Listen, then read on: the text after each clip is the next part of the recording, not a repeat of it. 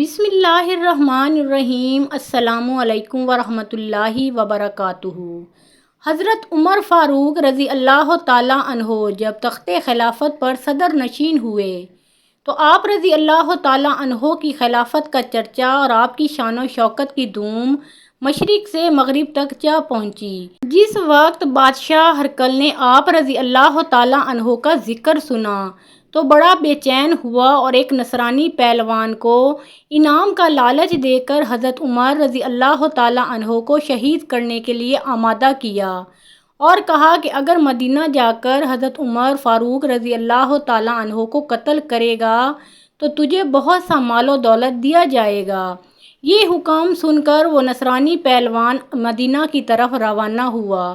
جب مدینہ کے قریب پہنچا تو اسے پتہ چلا کہ مسلمانوں کے امیر حضرت عمر فاروق رضی اللہ تعالیٰ عنہ بیوہ اور یتیم بچوں کی زمین اور باغات وغیرہ کے ملاحظے کے لیے باغ میں تشریف لے گئے ہیں۔ یہ نصرانی پہلوان بھی باغ میں پہنچا اور حضرت عمر فاروق رضی اللہ تعالیٰ عنہ کو دیکھ کر ایک درخت پر چڑھ گیا۔ کچھ دیر کے بعد اتفاق سے حضرت عمر فاروق رضی اللہ تعالیٰ عنہ بھی اس درخت کے نیچے تشریف لائے اور ہاتھ کا تکیہ بنا کر زمین پر لیٹے اور بغیر کسی بستر اور تکیے کے سو گئے۔ آپ کو سوتا دیکھ کر وہ نصرانی پہلوان درخت سے نیچے اترا اور آپ رضی اللہ تعالیٰ عنہ کے قتل کا ارادہ کیا، لیکن جیسے ہی تلوار اٹھائی تو فوراً ایک شیر آپ رضی اللہ تعالیٰ عنہ کے پیروں کی طرف سے آیا، جس کی صورت دیکھ کر وہ نصرانی پہلوان بے ہوش ہو کر زمین پر گر گیا اور شیر چاروں طرف سے آپ رضی اللہ تعالیٰ عنہ کا پہرا دینے اور آپ رضی اللہ تعالیٰ عنہ کے تلوے چاٹنے لگا۔ نصرانی کے گرنے سے حضرت عمر فاروق رضی اللہ تعالیٰ عنہ بیدار ہوئے۔ جب آپ رضی اللہ تعالیٰ عنہ کی آنکھ کھل گئی تو شیر غائب ہو گیا۔ آپ رضی اللہ تعالیٰ عنہ نے اس نصرانی پہلوان سے پوچھا کہ تو کون ہے؟